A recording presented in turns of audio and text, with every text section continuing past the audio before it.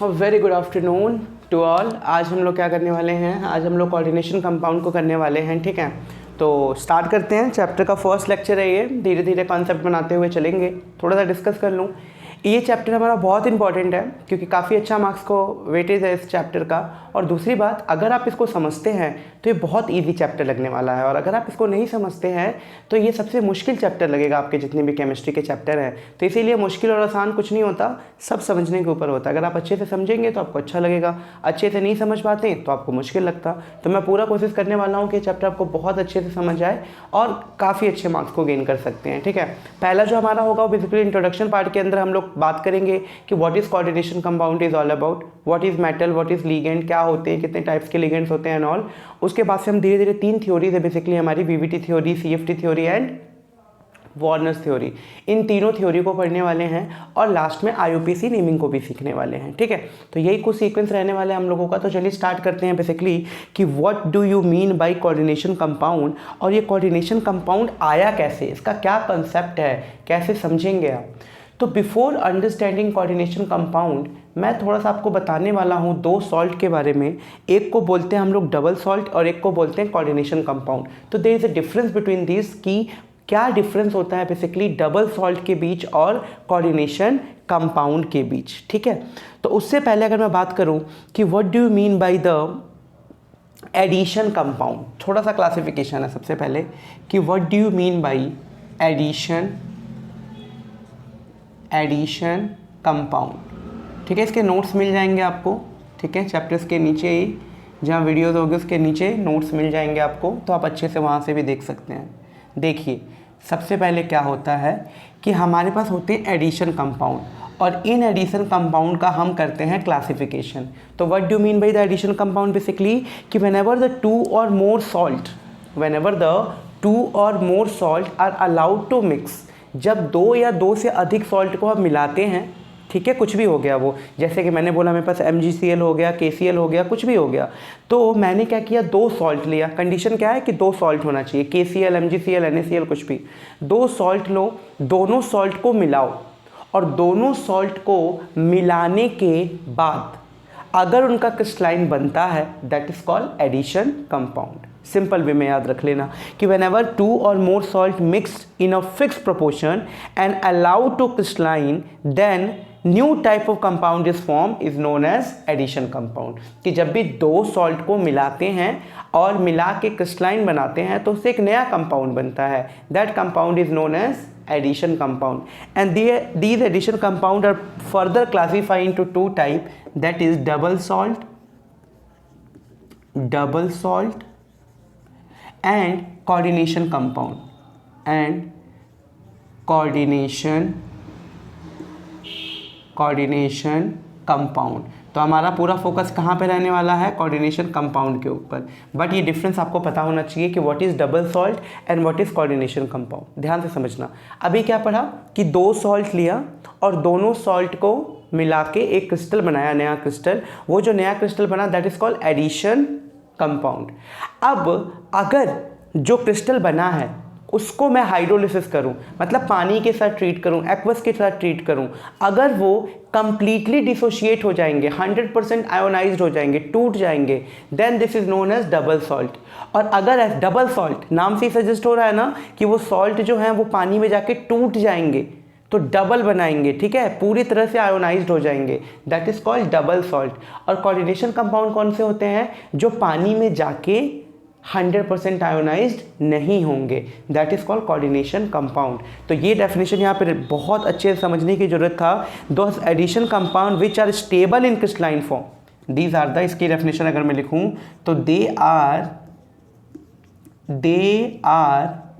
Stable in crystalline form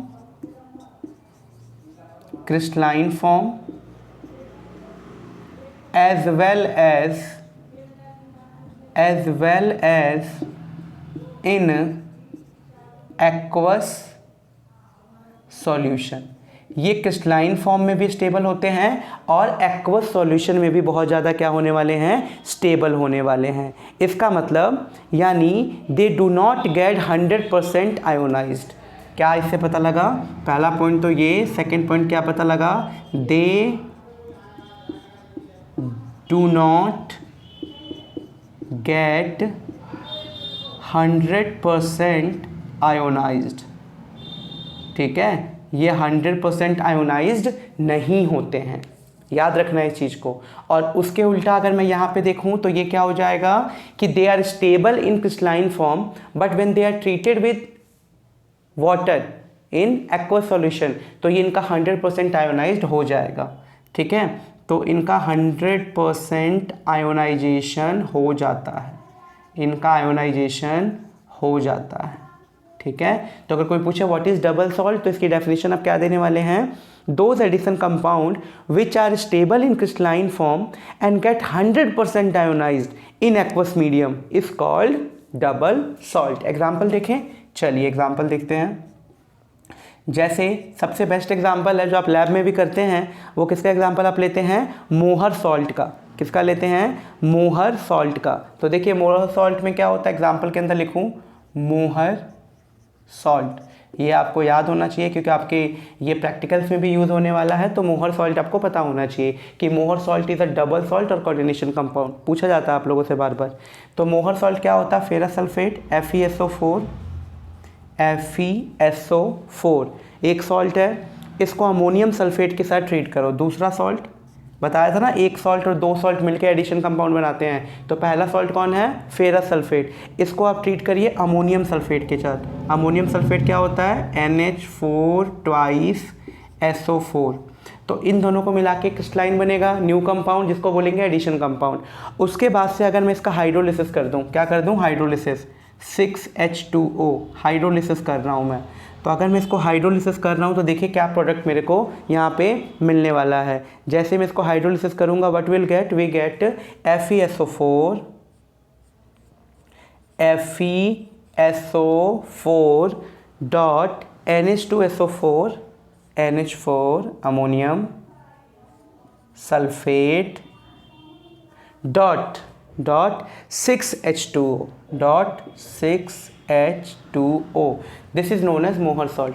तो ये example है मोहर सॉल्ट का जो कम्प्लीटली क्या हो जाएगा? आयोनाइज्ड आ जाएगा। इसी तरीके से आप पोटेशियम आयन का भी एग्जाम्पल यहाँ पे दे सकते हैं।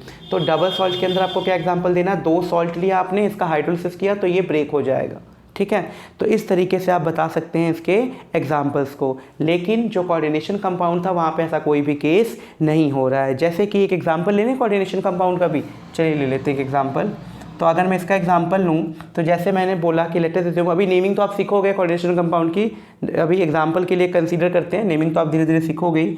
जैसे मैंने बोला कि ये है K4FeCN6, ठीक है, दैट इज़ पोटेशियम हेक्सासाइनेटो आयरन। ये साइनो आयरन, ये हम सीखेंगे नेमिंग करना, ठीक है, डोंट वरी, इसके लिए परेशान ना हो। तो जब इसको हम पानी में ट्रीट करते हैं, किस में ट्रीट करते हैं? एक्वस के साथ, यानी प्लस H2O, एक्वस लिख लो या H2O लिख लो, कोई फ़र्क नहीं पड़ता। ठीक, तो ये क्या होने वाला है? ये डिसोशिएट तो होगा लेकिन सिर्फ किस में होगा? 4K+ में। जो इसका कॉम्प्लेक्स वाला पार्ट है वो बिल्कुल नहीं टूटेगा, वो डिसोशिएट नहीं होगा। तो इस पे कितना? -4, इस पे +4 था तो वो -4 हो गया बच्चे। तो ये डिसोशिएट नहीं होने वाला है। और इस चीज़ को ही हम लोग को समझना है कि जब हमने क्या किया कि जब इसको एक्वस के साथ डिज़ोल्व किया तो हमने क्या ऑब्जर्व किया? We observe that in the aqueous solution K+ ions are present but do not show iron plus Fe+2 देखने को नहीं मिला।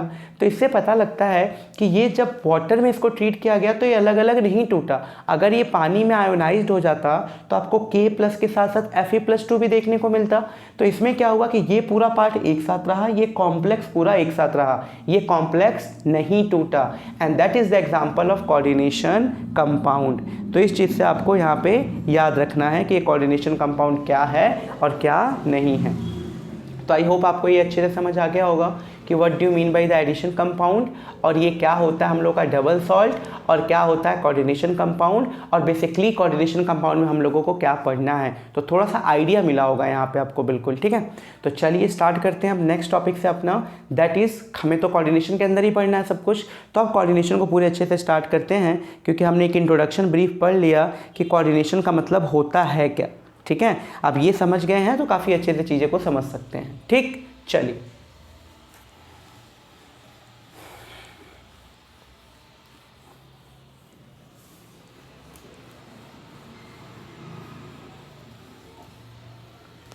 अब क्या है भाई, अब चलते हैं नेक्स्ट चीज़ पे अपना। तो सबसे पहले है कि यहाँ पे होता क्या है, इम्पॉर्टेंस कुछ टर्म्स हैं जो आपको पता होना चाहिए। Importance term, important terms related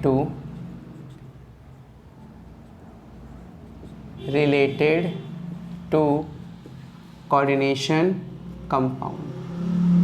okay, CC का मतलब कोऑर्डिनेशन कंपाउंड। कौन कौन से इंपॉर्टेंट टर्म है, तो सबसे पहले जो टर्म है वो है central metal atom and ion. पहला क्या है, सेंट्रल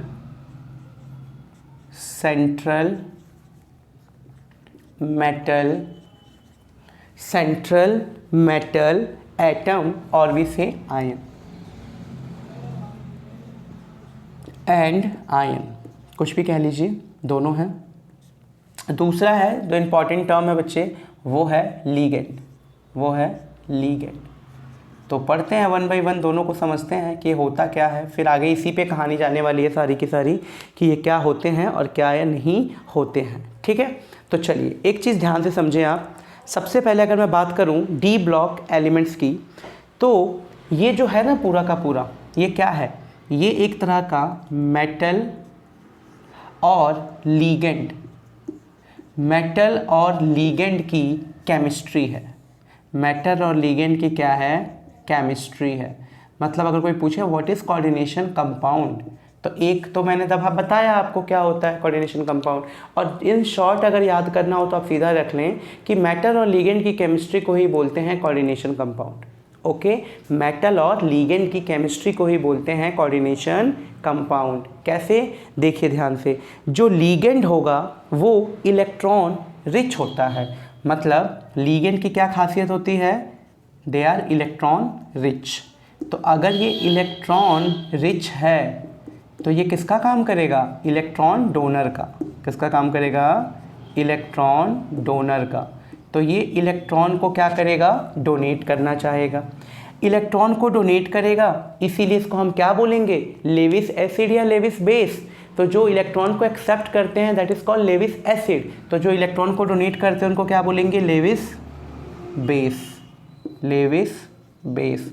तो ये दो तीन चीज़ों को मिला के आप डेफिनेशन बता सकते हो what is ligand. Ligand is a electron donor, है ना, जो इलेक्ट्रॉन को डोनेट करता है। क्यों डोनेट करता है, because they have a electron rich compound, they have a electron, उनके पास इलेक्ट्रॉन होता है।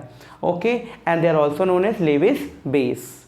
On the other hand side जो मेटल है, अब मेटल को इलेक्ट्रॉन को अगर एक्सेप्ट करना है तो डेफिनेटली बात है कि they are electron deficient compound. क्या होंगे ये, इलेक्ट्रॉन डेफिशिएंट कंपाउंड, पहली बात। ओके, इलेक्ट्रॉन डेफिशिएंट कंपाउंड होंगे। सेकेंड इंपॉर्टेंट थिंग क्या होगा, वो इलेक्ट्रॉन डोनर था तो ये क्या है, इलेक्ट्रॉन एक्सेप्टर। ये क्या है, इलेक्ट्रॉन एक्सेप्टर। ओके, वो लेविस एसिड बेस था तो ये क्या है, लेविस एसिड, ये इलेक्ट्रॉन को एक्सेप्ट करना चाहता है। ठीक, तो बस यही कहानी है कुल मिला के मेटल और लीगेंड की कहानी में, कि ये रहा हमारा मेटल क्या चाहेगा कि कोई इलेक्ट्रॉन दे, ये रहा लीगेंड आएगा और अपना इलेक्ट्रॉन इसको डोनेट कर देगा, and that is called metal ligand bond, और भी सेम मेटल लीगेंड केमिस्ट्री, और we also known as this is the basic principle behind the coordination compound. Coordination compound का कोई भी फॉर्मेशन होगा सब इसी फॉर्मेशन से होने वाला है। तो ये चीज़ें आपको बिल्कुल अच्छे से समझ आनी चाहिए। अच्छा, लेविस बेस है, लेविस बेस का एग्जांपल बताएंगे थोड़ा, देखते हैं। सबसे बेस्ट एग्जांपल तो NH3 ही है ना। कैसे NH3 है, हम सबको पता है कि नाइट्रोजन कितने होते हैं, नाइट्रोजन का इलेक्ट्रॉनिक कॉन्फ़िगरेशन 2 and 5 होता है, तो दे have a 5 valence electron. Okay, they have a 5 valence electron. तो होता क्या है, जैसे नाइट्रोजन NH3 के साथ बनता है, एक हाइड्रोजन ये रहा, एक हाइड्रोजन ये रहा, एक हाइड्रोजन ये रहा, 3 हाइड्रोजन, 5 बना सकता है ये बॉन्ड, 3 हाइड्रोजन है, तो कितना बचा, 2 लोन पेयर बच गए, 2 इसके पास लोन पेयर बच गए। अब ये जो लोन पेयर बच गए हैं तो क्या है ये, इसी चीज़ को वो डोनेट कर देगा। तो लोन पेयर डोनर्स, लीगेंड को हम एक और नाम से जान सकते हैं, they are lone pair donors, they are lone pair donors. ये लोन पेयर को क्या करते हैं, डोनेट करते हैं, तो they are also known as lone pair donors. बिल्कुल इस तरीके से आप समझ सकते हैं। तो ये काफ़ी अच्छी सी चीज़ हम समझ गए कि मेटल क्या होता है, लीगेंड क्या होता है। अब देखिए यहाँ तक तो क्लियर हो गया कि मेटल इलेक्ट्रॉन को लूज़ करेगा, लोन पेयर है तो देगा, और सॉरी लीगेंड लूज़ करेगा, उसके पास लोन पेयर है तो देगा, और मेटल एक्सेप्ट करेगा। तो मेटल को एक्सेप्ट करने के लिए क्या चाहिए, मेटल को एक्सेप्ट करने के लिए खाली वैकेंट डी ऑर्बिटल चाहिए कि नहीं, बिल्कुल चाहिए। और आपको पता है कि सबसे ज़्यादा, अभी हम डी ब्लॉक, इससे पहला वाला चैप्टर जो था वो डी ब्लॉक पढ़े हैं, और उसमें हमने ये भी जाना है कि जो डी ब्लॉक के एलिमेंट्स होते हैं ना, वो क्या, उनके पास वैकेंट डी ऑर्बिटल होता है बच्चे, वैकेंट डी ऑर्बिटल होता है। 3D सीरीज के एलिमेंट्स याद करो, 4D में भी होता है, पर हम 3D की बात करें अगर, तो 3D में वैकेंट डी ऑर्बिटल्स होता है। तो जब ये लोन पेयर डोनेट करेंगे तो जो इलेक्ट्रॉन्स को लेगा उसके पास जगह भी तो होनी चाहिए, और डी ब्लॉक के पास है, इसीलिए 3D ब्लॉक के जितने एलिमेंट्स हैं उन सबको हम कोऑर्डिनेशन कंपाउंड में पढ़ेंगे। आयरन को पढ़ेंगे, कोबाल्ट को पढ़ेंगे, ठीक है, इन सबको पढ़ने वाले हैं, निकल को पढ़ेंगे, क्योंकि इनके पास क्या है, वैकेंट डी ऑर्बिटल है, जगह है उनके पास, जो इलेक्ट्रॉन को लोन पे जो डोनेट कर रहा है उसको एक्सेप्ट करके बॉन्ड बना सकें, और वो कोऑर्डिनेशन कंपाउंड में पार्टिसिपेट करेंगे। ठीक है, तो चलिए ये कहानी हमारी बिल्कुल क्लियर हुई। अब देखिए लीगेंड के फर्दर क्लासिफिकेशन है। लीगेंड बहुत टाइप के होते हैं। मान लो कोई ऐसा लीगेंड है जो एक इलेक्ट्रॉन को डोनेट कर रहा है, मतलब एक लोन पेयर ऑफ इलेक्ट्रॉन को, मतलब 2 इलेक्ट्रॉन को डोनेट कर रहा है, तो उसको हम कैटेगरी में रखेंगे यूनिडेंटेड लीगेंड, मतलब जो सिर्फ एक लोन पेयर को डोनेट करे। कुछ ऐसे भी हैं जो 2-2 लोन पेयर को डोनेट करते हैं, कुछ ऐसे हैं जो 3 करते हैं, कुछ ऐसे हैं जो मोर देन 3-4 करते हैं। तो लीगेंड भी अलग अलग टाइप्स के होते हैं, ठीक है, कोई एक लोन पेयर को डोनेट करेगा, कोई 2 करेगा, कोई 2 से ज़्यादा करेगा, तो हर तरह के लीगेंड पाए जाते हैं। तो हमारा जो नेक्स्ट टारगेट है वो यही है कि लीगेंड क्या होते हैं और कैसे लीगेंड के बारे में हम लोगों को पढ़ना है। ठीक है, तो चलिए पढ़ते हैं टाइप्स ऑफ लीगेंड। तो अगला टॉपिक है हम लोगों का types of ligand. I hope यहाँ तक आप सबको समझ आ गया होगा, यहाँ तक किसी को कोई प्रॉब्लम नहीं है। एक बार देख लीजिए जल्दी से।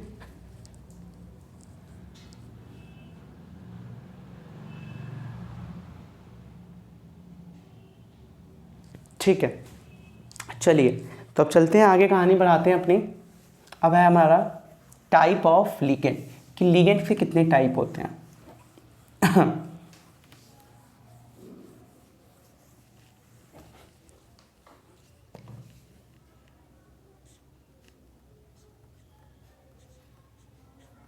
टाइप ऑफ लीगेंड, कि लीगेंड के कितने टाइप्स होते हैं। प्लीज़ स्पेलिंग मिस्टेक जो भी हो प्लीज़ देख लेना, हो सकता है स्पेलिंग मिस्टेक, ठीक है, वो आदत है, तो आप ध्यान रखना एक चीज़ का, टाइप ऑफ लीगेंड, है ना। तो चलिए देखते हैं फटाफट टाइप ऑफ लीगेंड क्या क्या होते हैं और क्या क्या नहीं होते हैं। तो सबसे पहले बात करते हैं मोनोडेंटेड लीगेंड या यूनिडेंटेड जिसको मैं बोल रहा था। तो जो सबसे पहला एग्जाम्पल है वो है बच्चे मोनोडेंटेड, मोनोडेंटेड या एक और नाम से जानते हैं इसको डेंटेड लीगेंड। ओके, दोनों एक ही नाम है, मोनोडेंटेड लीगेंड लिख दीजिए आप, या फिर इसको यूनिडेंटेड लीगेंड लिखते, दोनों का सेम नाम है। ठीक है, चलिए समझते हैं क्या है ये, क्या नहीं है, क्या कहानी है इसकी। अब मोनोडेंटेड और यूनिडेंटेड लीगेंड का मतलब वो है कि ऐसे लीगेंड जो सिर्फ एक इलेक्ट्रॉन, मतलब एक लोन पेयर ऑफ इलेक्ट्रॉन को डोनेट करें। समझ रहे हैं, एक लोन पेयर ऑफ इलेक्ट्रॉन में कितने इलेक्ट्रॉन्स होते हैं, 2 इलेक्ट्रॉन्स होते हैं, है ना, जैसे अभी हमने एग्जांपल लिया था NH3 का, अमोनिया का। तो याद रखिएगा इस चीज़ को, ठीक है। तो ऐसे लोन पेयर जो सिर्फ एक लोन पेयर को डोनेट करेंगे उसको बोलेंगे which has a 1 donor atom, ध्यान रखिएगा। इसकी डेफिनेशन वन वर्ड में कैसे लिखेंगे, which has only one donor atom, जिसके पास कितने डोनर एटम हो, सिर्फ एक डोनर एटम हो।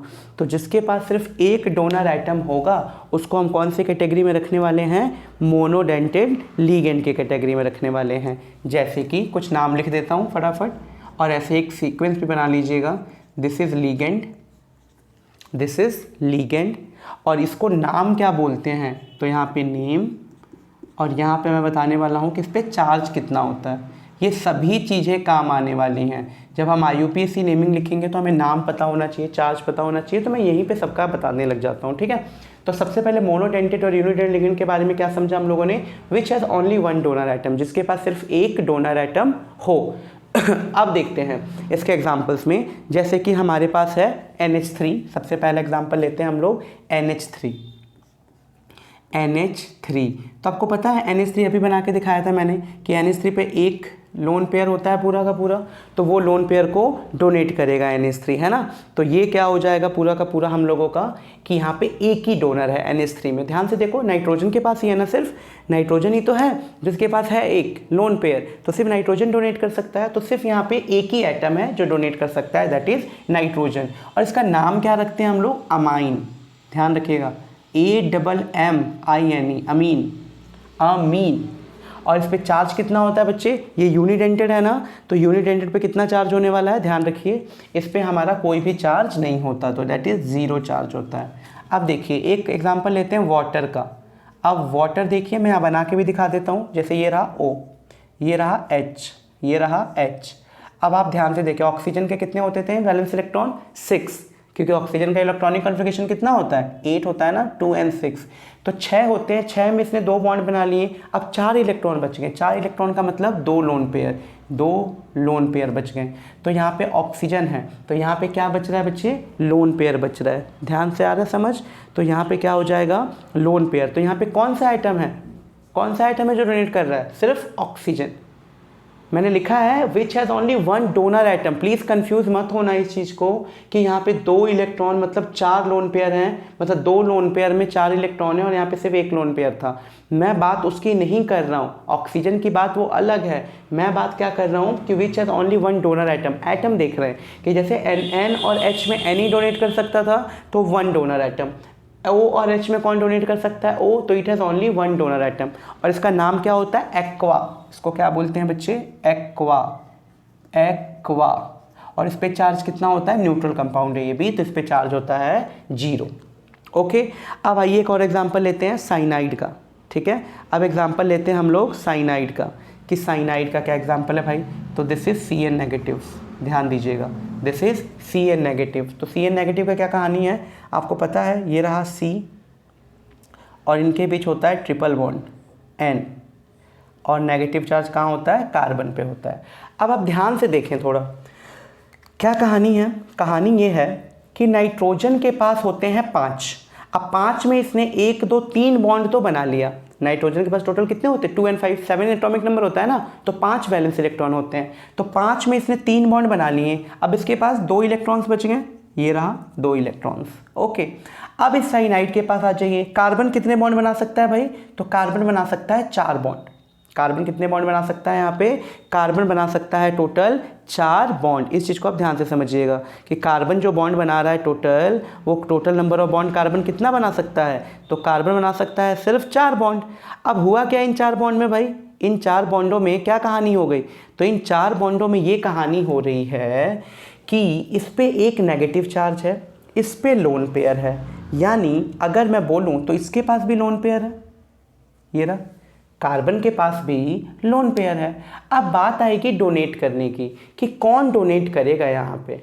अब देखिए ध्यान से, अगर मैं बात करूँ कार्बन में और नाइट्रोजन में, कार्बन में और नाइट्रोजन में, तो दोनों की इलेक्ट्रोनेगेटिविटी की वैल्यू को ध्यान से देखो। तो दोनों की इलेक्ट्रोनेगेटिविटी की वैल्यू को देखोगे तो किसकी इलेक्ट्रोनेगेटिविटी वैल्यू ज़्यादा है, कार्बन की या नाइट्रोजन की। तो साफ साफ पता लग रहा है कि यहाँ पे जो इलेक्ट्रोनेगेटिविटी की वैल्यू है वो किसकी ज़्यादा है, साफ साफ नाइट्रोजन की। हमें पता है सबसे ज़्यादा किसके होती हैं, FON, हमने याद कर रखा है इलेक्ट्रोनेगेटिविटी वैल्यू FON, फ्लोरीन की होती है, ऑक्सीजन की होती है, नाइट्रोजन की होती है। ये 3 कंपाउंड ऐसे हैं जिनकी इलेक्ट्रोनेगेटिविटी सबसे ज़्यादा होती है। ये बात हम लोग को बिल्कुल क्लियर है यहाँ पे। ओके, अब बारी आई कि कौन डोनेट करेगा यहाँ पे। तो जिसकी इलेक्ट्रोनेगेटिविटी ज़्यादा होती है वो बॉन्ड को मजबूत पकड़ के रखता है, वो जल्दी से अपने लोन पेयर को डोनेट नहीं करता है। और यहाँ पे बच्चे एक चीज़ और देखें कि C के पास एक तो नेगेटिव चार्ज भी है और लोन पेयर भी है, तो ये चाहेगा अपने आप को स्टेबल करना। नेगेटिव चार्ज और लोन पेयर दोनों एक जैसी चीज़ें हैं, इस पे ज़्यादा चार्जेस आ रहे हैं, तो ये चाहेगा कि मैं डोनेट करके अपने आप को थोड़ा सा फ्री करूं। तो ये अपने इलेक्ट्रॉन्स को क्या करना चाहेगा, डोनेट करना चाहेगा। तो यहाँ पे कौन डोनेट करेगा, देखो कर तो सकता था नाइट्रोजन भी और कार्बन भी, लेकिन करेगा कौन, करेगा सिर्फ कार्बन। क्यों करेगा, क्योंकि N की इलेक्ट्रोनेगेटिविटी की वैल्यू बच्चे ज़्यादा है, तो इलेक्ट्रोनेगेटिविटी वैल्यू ज़्यादा होने के चलते वो डोनेट नहीं करेगा। यहाँ पे कौन कर देगा, कार्बन कर देगा। इस चीज़ को आपको अच्छे से समझना था, ठीक है। चलिए, तो ये तो आप समझ गए ओके कि यहाँ पे लोन पेयर डोनर कौन है, कार्बन है, ना कि नाइट्रोजन, कंफ्यूज मत होना। ओके, इसका नाम क्या रखेंगे, इसको हम लोग बोलते हैं बच्चे साइनो। क्या बोलते हैं, साइनो, साइनो। और इस पे चार्ज कितना है, CN पे एक नेगेटिव का चार्ज दिख रहा है ना, तो आप बोलेंगे एक नेगेटिव का चार्ज है। इसी तरीके से जितने भी हैलोजेंस होंगे, जितने भी हैलोजेंस होंगे सभी के सभी, fluorine, chlorine, bromine, iodine, X negative, मतलब मैं बोल रहा हूँ इसके अंदर फ्लोरीन भी आ गया, क्लोरीन भी आ गया, ब्रोमीन भी आ गया, आयोडीन भी आ गया, इन सब पे एक नेगेटिव चार्ज। ठीक है, तो चलो अब देखते हैं अगला जो हमारा है। हम लोगों ने यूनिडेंटेड लिगेंड को पढ़ लिया, अब सेकंड है हम लोगों का बाईडेंटेड लिगेंड। कि ये बाईडेंटेड लिगेंड क्या होता है। ठीक है, यूनिडेंटेड लिगेंड को क्या बोलते थे, मोनोडेंटेड लिगेंड के नाम से भी, तो कंफ्यूज मत होना। तो what do mean by the bidentate ligand, तो bidentate ligand means which have two donor atom. Okay, which have two donor atoms। Okay, इससे पहले हम लोगों ने क्या पढ़ा था, यूनिडेंटेड। तो यूनिडेंटेड के अंदर हम लोगों ने पढ़ा था which has only one donor atom. तो बाईडेंटेड में क्या हो जाएगा, विच हैव टू डोनर एटम। सबसे बेस्ट एग्जांपल इसका क्या है बच्चे, तो सबसे बेस्ट एग्जांपल लेते हैं सबसे पहले, तो वो है इथाइलीन डाईअमीन। इथाइलीन डाईअमीन बच्चे, इसको कई जगह EN भी लिखा होता है, तो कंफ्यूज ना होना, EN भी लिखा होता है। तो EN का मतलब क्या है, इथाइलीन डाईअमीन। चलिए इसे स्ट्रक्चर बना के दिखाता हूँ सबसे पहले। तो ये रहा देखिए CH2 इथाइलीन, और यहाँ पे क्या लगा हुआ है हम लोगों का, डाईअमीन। ठीक है, तो this is NH2, this is NH2। आपको पता है नाइट्रोजन डोनेट करेगा, तो यहाँ पे कितने डोनेटर हैं, 2 डोनेटर हैं, तो 2 नाइट्रोजन के एटम है, यानी 2 donor atom. Here 2 donor atom are present, that is why they are known as ethylene diamine. तो याद रखिएगा इसको हम लोग बोलते हैं इथाइलीन डाईअमीन। और एक एग्जांपल ले लेते हैं बेस्ट, तो वो एग्जांपल है बच्चे और एक oxalato, that is C2O4 twice negative. याद रखिए इस पे चार्ज कितना होता है बच्चे, C2O4 twice negative. Okay, EN पे भी चार्ज में अगर बताऊं तो EN is a neutral compound, EN पे कोई भी चार्ज नहीं होता है, तो बच्चे this is a neutral compound, याद रखना इसको।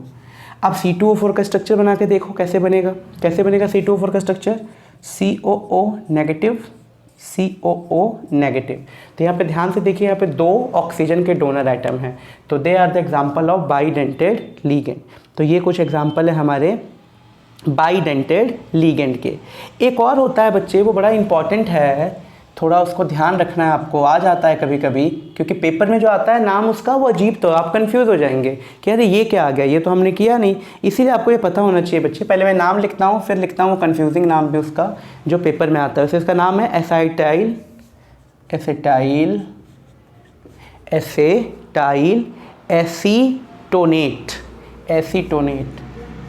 एसीटोनेट। ओके, पेपर में बच्चे ये AC लिख के आ जाता है, AC, तो आप कंफ्यूज हो सकते हैं। तो AC का मतलब ही क्या है, एसिटाइल एसोनेट। ठीक है, तो इस चीज़ को आपको याद रखना है। इसका स्ट्रक्चर क्या होता है चलिए बना देते हैं। तो this is CH3CO negative double bond CH double bond O। तो यहाँ पे आप ध्यान रखेंगे this is C double bond CH, एक चीज़ और CH हो गया ना, यहाँ पे नहीं, ये गलत हो गया ना बैलेंसिंग, तो यहाँ पे आएंगे CO।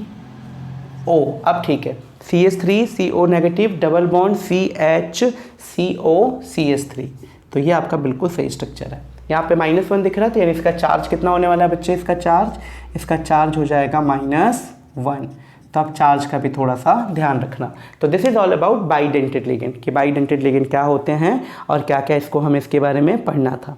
अब चलते हैं अपने सबसे इंपॉर्टेंट चीज़ पे, that is called polydentate ligand कि ये पॉलीडेंटेड लिगेंड क्या होते हैं। तो देखो यूनिडेंटेड लिगेंड कौन से थे बच्चे, जिसमें सिर्फ एक डोनर एटम था। बाइडेंटेड कौन थे, जिसमें 2 डोनर एटम थे। तो पॉलीडेंटेड लिगेंड कौन से हो जाएंगे, which contain more than 2 donor atom, that is called polydentate. Polydentate ligand, okay, कि what do you mean by polydentate ligand. तो इसकी डेफिनेशन आप क्या लिखने वाले हैं बच्चे, बड़े सिंपल वे में, which have more than 2 donor atom, which have more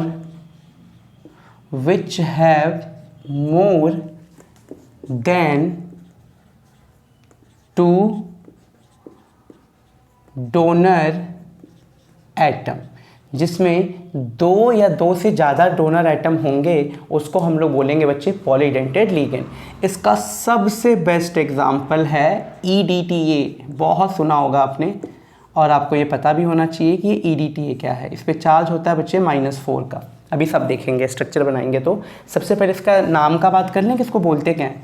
तो इसको बोलते हैं बच्चे ethylene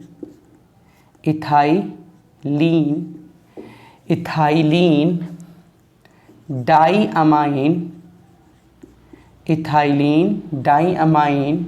tetra acetate.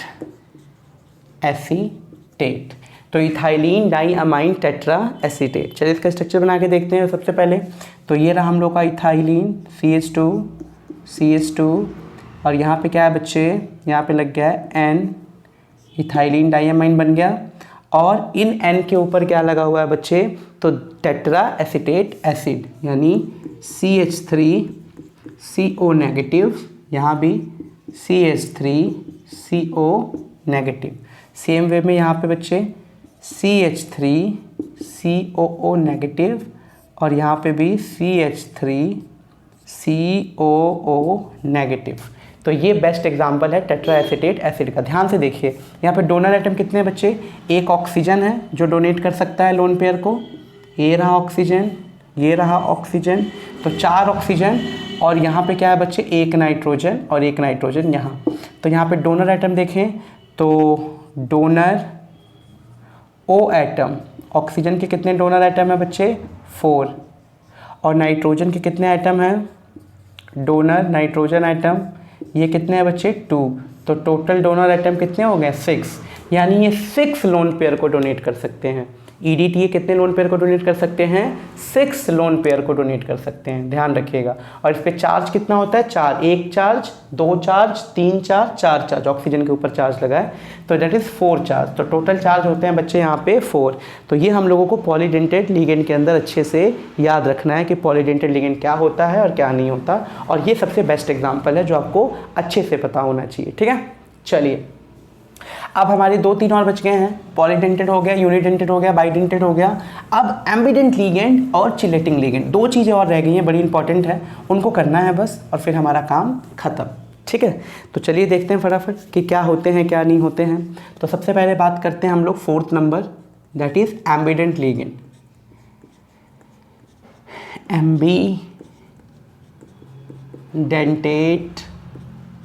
Ambidentate ligand, okay, कि what do you mean by ambident ligand, क्या होते हैं एम्बिडेंट लिगेंड, ध्यान से समझना। पहले समझा देता हूँ उसके बाद, चलो वेल डेफिनेशन लिख लेते हैं उसके बाद समझाता हूँ। Those ligand which have, those ligand which have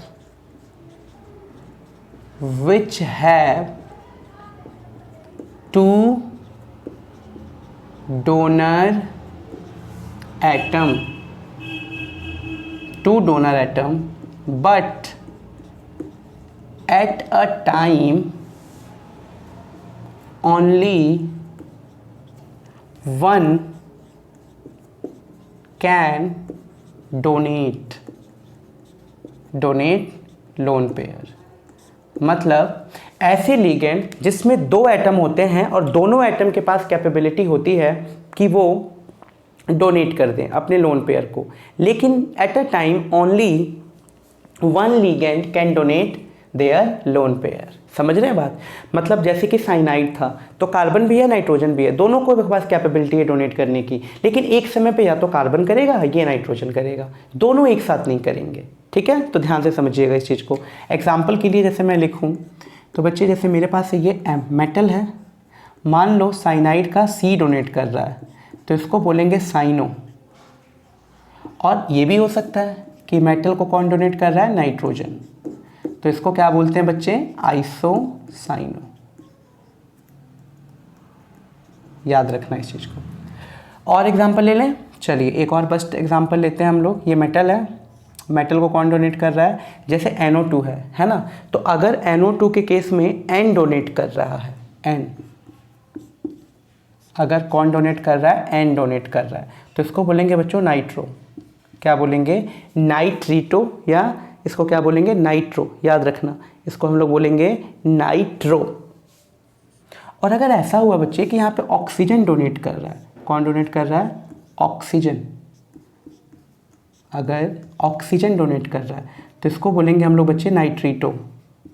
नाइट्रीटो याद रखना, ओ से याद रख लेना, नाइट्रीटो। तो उस O से याद रख लेना कि ऑक्सीजन डोनेट कर रहा है। तो ये एम्बिडेंट लिगेंड के एग्जांपल होते हैं। सबसे इंपॉर्टेंट चीज़ जो नोटेबल पॉइंट है एम्बिडेंट लिगेंड के अंदर, एकदम नोट करने वाला पॉइंट, वो क्या है बच्चे? देखो एक समय पे तो एक ही आइटम डोनेट कर रहा है ना लोन पेयर। ऐसा तो नहीं हो रहा कि एक समय पे दो आइटम लोन पेयर को डोनेट कर दे, नहीं हो रहा। एक समय पे सिर्फ एक ही आइटम लोन पेयर को डोनेट कर रहा है। इसीलिए ambidentate ligand are monodentate. Ambidentate ligand क्या होते हैं? Ambidentate ligand are monodentate. याद रखना कि एम्बिडेंट लिगेंड क्या होते हैं बच्चे? मोनोडेंट लिगेंड होते हैं। हमेशा इस चीज़ को याद रख लेना कि ambidentate ligand are monodentate ligand. तो इस चीज़ को हम लोग को अच्छे से याद करके रखना है कि ये क्या होते हैं और क्या नहीं होते हैं। तो ये बहुत इंपॉर्टेंट चीज़ है कि एम्बिडेंट लिगेंड मोनोडेंटेड लिगेंड के कैटेगरी में आते हैं। ठीक है, तो ये हमारा एम्बिडेंट लिगेंड के बारे में सारी कहानी थी जो क्लियर हो गई है। अब चलते हैं नेक्स्ट, जो लास्ट बचा हुआ है हम लोगों का, दैट इज चिलेटिंग लिगेंड, कि ये चिलेटिंग लिगेंड क्या होते हैं और क्या इससे हम समझते हैं। तो चलिए चलते हैं अपने लास्ट की तरफ। इसके साथ ही हमने सारी बेसिक टर्म, सारे लिगेंड को कवर कर लेंगे। उसके बाद से हमारा सीधा हम लोग अपने IUPAC नेमिंग को स्टार्ट कर सकते हैं। ठीक है, तो चलिए पढ़ते हैं what do mean bye chelating ligand. This is number 5th। Chelating ligand क्या होते हैं? चिलेटिंग लिगेंड, ध्यान से। तो पहले डेफिनेशन लिखते हैं, उसके बाद आगे कहानी लिखते हैं। व्हेन बाइडेंटेड और polydentate ligand donate, when bidentate और polydentate, when bidentate or polydentate ligand donate lone pair to the central atom at a same time when the bidentate or polydentate ligand donate lone pair to the central matter at the same time they form ring like structure. They form ring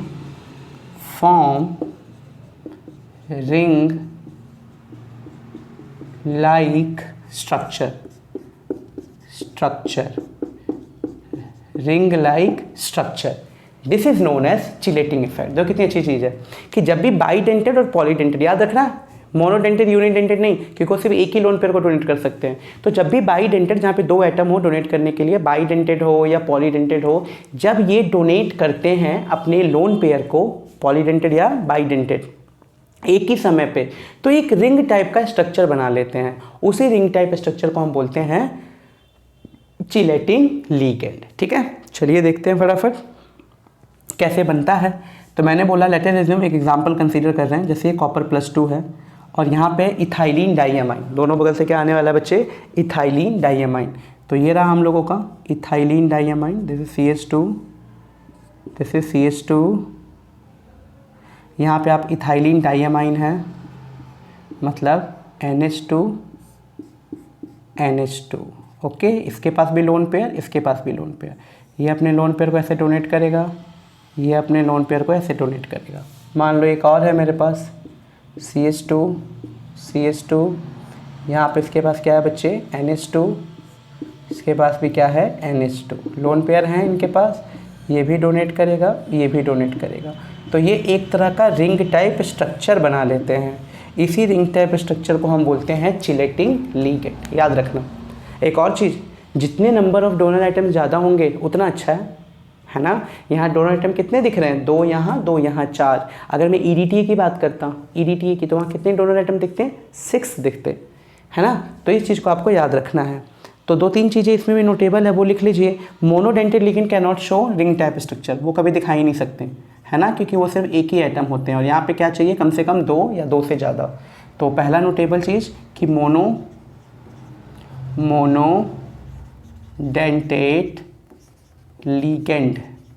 monodentate ligand can not show chelating effect. Chelating effect को ये show नहीं करते monodentate ligand. क्यों नहीं करते, reason पता है, सिर्फ एक ही आइटम है, एक ही लोन पेयर डोनर्स है वहाँ पे, जबकि यहाँ पे मोर देन 1 चाहिए। ओके, दूसरी चीज़, if the number of donor atom are more, यानी as the number of donor atom increase, as the number of donor atom increase, stability of the molecules